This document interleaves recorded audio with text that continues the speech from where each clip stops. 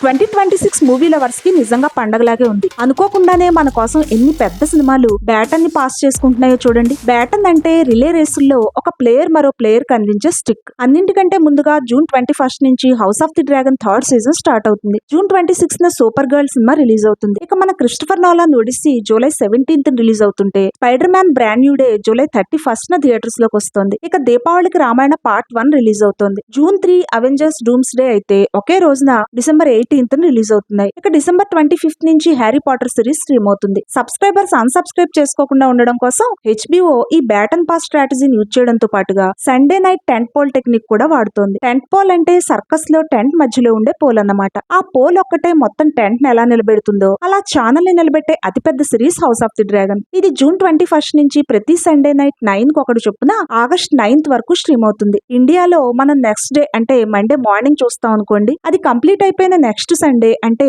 August 16 నుంచి DC studios వాళ్ళ మరో పెద్ద సిరీస్ ల్యాంటన్స్ స్టార్ట్ అవుతుంది. ల్యాంటన్స్ ఎపిసోడ్స్ అక్టోబర్ 4 వరకు వస్తూనే ఉంటాయి. తర్వాత డిసెంబర్ లో సండే కాదు గానీ క్రిస్మస్ కి అంటే 25 నుంచి హ్యారీ పాటర్ సిరీస్ స్టార్ట్ అవుతుంది. అలా HBO ఈ ఏడాదంతా జనాల్ని కట్టిపడేస్తుంది అనమాట. ఇండియాలో ఈ సిరీస్ లన్నీ జియో హాట్ స్టార్ లో చూడొచ్చు.